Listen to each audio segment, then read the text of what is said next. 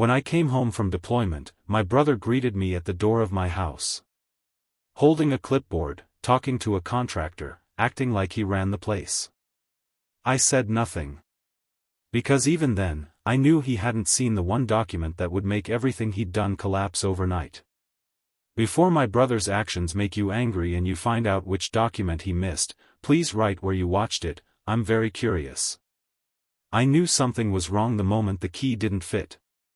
It was the same house I'd left 8 months ago, my mother's house, the one place in the world that had never changed. But now the lock turned halfway and stopped, like the door itself was telling me I didn't belong there anymore. I knocked. My own house. I knocked. Ryan opened the door wearing my mother's old apron, flour dusting his hands like he'd been baking all afternoon. He didn't even look surprised. "Oh. You're early," he said, stepping aside as if I were a neighbor dropping in, not the owner returning from deployment. Inside, the air smelled like fresh paint and lemon cleaner, too clean. Too new. Half the living room furniture was gone, the rest rearranged. My mail was stacked on the counter, unopened. His mail, my address printed under his name, formed neat rows by the fruit bowl. I rolled my duffel across the hardwood, wheels echoing in a house that suddenly felt smaller. "Temporary," he said, waving a hand toward the guest room. "Just while I sort things out. Linda said you wouldn't mind." Linda. My stepmother. Of course. I checked my phone like it might explain something. No messages. No calls. 8 months away, and not one warning this was happening. I wandered through the hallway looking for something familiar. The family photos were still there, but mine had been moved lower, tucked behind others. My mother's memorial frame was gone entirely. I found it later in a drawer, face down. "Neighbors love the changes," Ryan called from the kitchen. "They say the place finally feels looked after." Looked after. Like I'd abandoned it. Like I'd abandoned them. My boots felt too heavy. Deployment dust still clung to the laces. I wanted a shower, a meal, silence, but every corner I turned, another reminder hit me, this wasn't my home anymore. Not to them. In the guest room, the room I grew up in, boxes were stacked against the wall. Not mine. His. Clothes, tools, something labeled receipts, house expenses. He'd even claimed my outlets with his phone charger. At dinner, he talked about future plans. About renovations. About taxes he'd been managing. His tone casual. Practiced. Like the decision had already been made and I was simply being informed. I chewed quietly, trying to swallow the bitterness mixing with the food. "Good you're back," he finally said, sipping from a mug that used to be mine. "But things are different now. I've really stepped up while you were gone." Stepped up.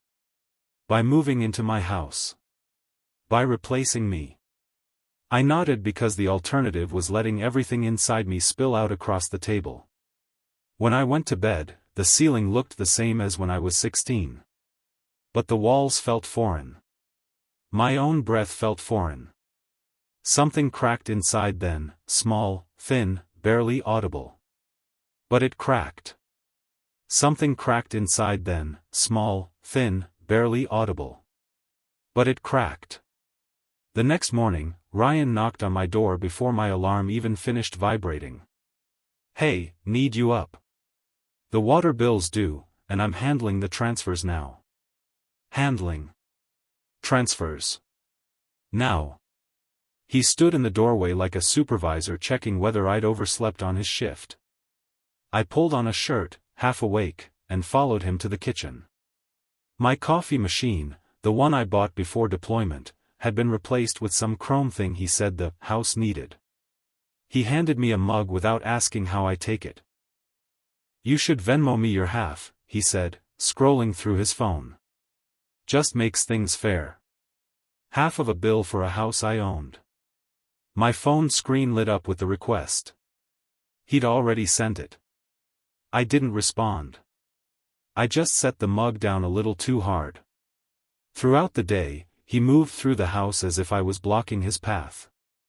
A subtle step around me, a sigh when I hesitated before opening my cabinet, because everything inside was rearranged. He narrated small tasks loudly, "I'll take care of this," again, or, "Don't worry, I've been keeping things running since you left." The words weren't knives. They were sandpaper, slow, scraping, unrelenting. Linda called around noon. I could hear her voice through his phone speaker. "Is he adjusting?" she asked. Ryan looked straight at me and said, "Trying. But you know how he is. Never around. Doesn't understand how much work goes into a place like this." He didn't lower his voice. He wanted me to hear. By afternoon, I'd retreated to the guest room, my childhood room, just to breathe. Notifications buzzed on my phone, a reminder to renew my military qualifications, a message from a teammate I didn't have the energy to answer, a bank alert about unusual address activity. I stared at the wallpaper I once begged my mother to buy. It felt like it belonged to someone else's memory. Later, in the kitchen, I found Ryan sorting real estate pamphlets into piles. He slid one under a folder when he noticed me. "Just looking," he said lightly, too lightly. "Every homeowner should stay informed about the market." Homeowner. As if the word applied to him. He spent the evening walking the house like a landlord conducting an inspection, checking light fixtures, tapping counters, making notes on his phone. At one point he turned to me and said, "You really should think about contributing more. I mean, long term, it's not sustainable for me to carry everything." Carry everything. I went quiet, because anything else would have cracked something larger than I was ready to face. That night, lying in the bed that used to be mine, I watched the shadows of his footsteps move under my door, steady, entitled, unbothered. The air felt smaller. My muscles stayed tense long after the house went silent. This life, this version of home, was shrinking around me. And I could feel something inside me stretching thin, dangerously thin, as if one more day like this might tear it open completely. I wasn't planning to see Marissa that day. I'd only stepped out for air, real air, not the recycled tension inside the house. I walked to the small coffee shop downtown, the one my mother loved, just to remember what breathing felt like. I was stirring sugar into a cup I didn't even want when someone said my name. "Ethan?" I turned. Marissa Hale, older, sharper, carrying that same calm presence she had in high school, like nothing rattled her unless she allowed it to. She smiled. "You're back." Something inside me loosened for a moment. "Yeah. A few weeks now." We talked, surface level at first, but she kept watching me in that way people do when they're noticing what you're not saying. And it slipped out, just a single sentence. "The house isn't really mine anymore." She didn't interrupt. Didn't comment. Just waited. I told her pieces. Not everything. Just enough for her eyes to narrow slightly, the way they used to when teachers graded unfairly. "Can you show me the paperwork?" she asked. "The originals?" I didn't know why I agreed. Maybe because she was the first person in months who didn't treat me like I was temporary. Back home, Ryan's car was gone. Relief washed over me. I retrieved the lockbox from the closet floor, my mother's box, scratched, heavy, still smelling faintly of cedar. The documents were inside exactly where she'd placed them. Marissa spread them across my childhood desk, reading quickly but thoroughly. She paused at one page, then reread it. A third time. Her finger tapped a line near the bottom. "Ethan," she said quietly, "this house is legally yours. Exclusively. Your mother put in a clause, right here, restricting any claim Ryan could make. He had to meet certain conditions. He never did." I blinked at the paper as if it had betrayed me by hiding something so life-altering in plain sight. She kept going. And look at these. Financial statements. Ownership filings. Exact dates. Her voice tightened a little. Ryan never even read these, did he? I shook my head. Then she asked, has he done anything involving the house while you were away? I hesitated. Then I told her. The real estate pamphlets.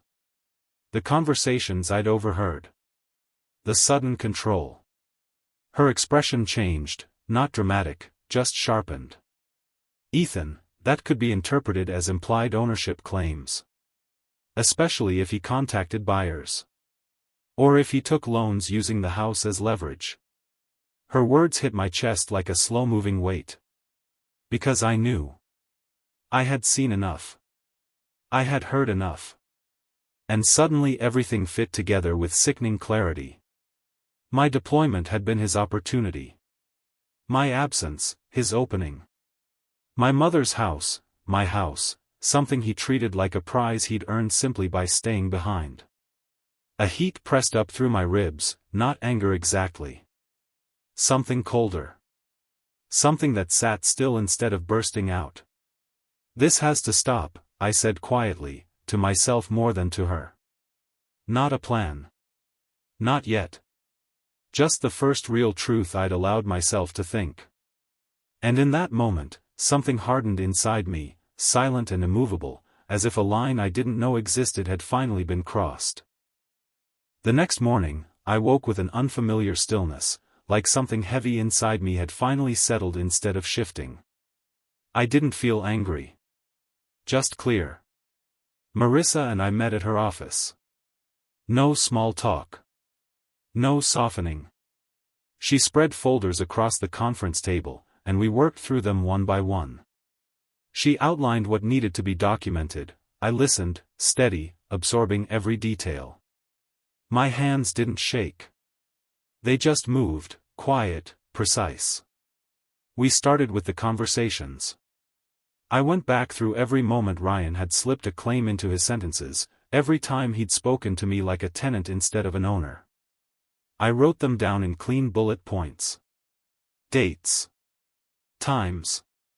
Exact phrasing.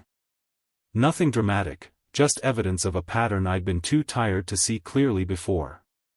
Next came the financial statements. I gathered the ones I'd kept from before deployment, the ones I'd organized myself. Then I added the new ones, the bills Ryan insisted I send half for, the notifications that had come while I was overseas, the ones forwarded to an address I'd never approved.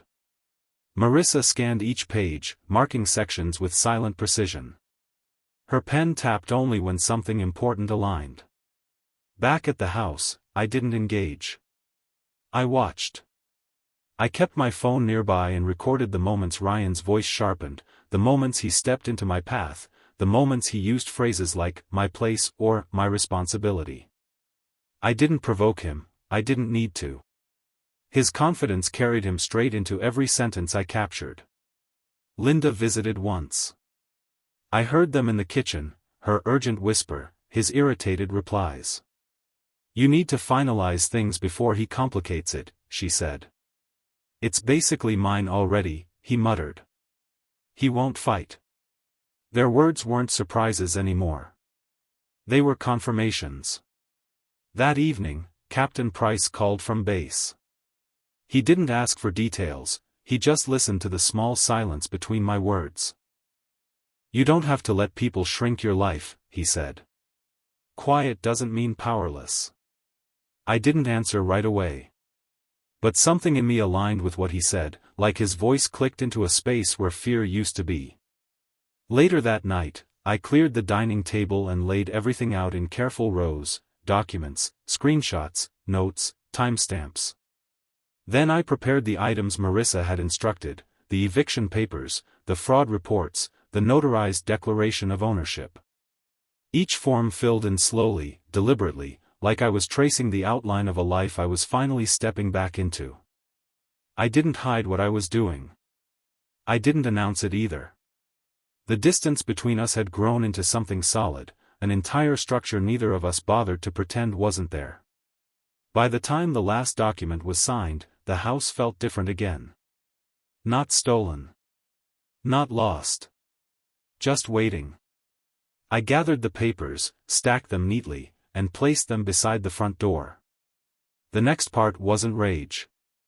Or fear. It was something quieter, colder, steadier. A threshold. And I was already standing at it. I didn't sleep the night before the meeting. Not out of fear, just clarity. When morning came, I set the documents on the dining table exactly as Marissa instructed. Ownership papers. The attorney's findings. The records of Ryan's own words. Everything arranged in a single, silent line. At noon, the front door opened. Ryan first. Linda close behind. Their steps loud in a house that suddenly felt too small for pretense. "What's this about?" Ryan asked, dropping his keys on the counter like he still lived here by right. "Sit," I said. He blinked at the tone, steady, flat, but he sat. Linda followed, folding her hands too tightly in her lap. I took the chair opposite them. No raised voice. No performance. I slid the first set of documents across the table. "This is the deed. My mother transferred full ownership to me. Exclusively." Ryan frowned, shaking his head before he even finished reading. "That's outdated," he muttered. "You can't." I placed the second document on top. "These are the clauses you ignored." His breath caught, just slightly. I continued. "And this," I set down the attorney's findings, "is the legal summary confirming your claims have no standing. Not now. Not ever." Ryan's jaw tightened. "You don't get to." I cut him off quietly. "I'm not debating my own house with you." Silence spread between us, thin and precise. I pulled out the final set, printed notes, dated recordings, the exact words he'd used around the house. "This is the record of what you said while I was deployed. Every time you called the place yours. Every time you referred to me as temporary. Every time you positioned yourself as owner." Linda leaned forward. "Ethan, we were only..." "No," I said. Calm. Final. "You weren't confused. You were confident I wouldn't push back." She dropped her gaze. I returned to Ryan. "You told buyers this house was yours. You told the neighbors you were taking responsibility. You told me I should contribute more to a home you planned to remove me from." His face cracked, just briefly, panic under arrogance, fear under certainty. "You have until the deadline I already gave you," I said. "After that, the legal process continues." He stood abruptly, but there was no force behind it. "You're really doing this?" "I'm not doing anything," I replied. "I'm recognizing what's already true." Ryan looked at the documents again. His confidence didn't return. They left without slamming the door. That surprised me most. Later that evening, the house settled into a quiet I hadn't felt in years. I made coffee the way I used to, drip, not the chrome machine Ryan bought. I opened windows. Let real air in. I put my mother's photograph back where it belonged. No triumph. Just space. Just breath. Some houses become homes again the moment you finally stand up inside them. And mine did. One quiet minute at a time.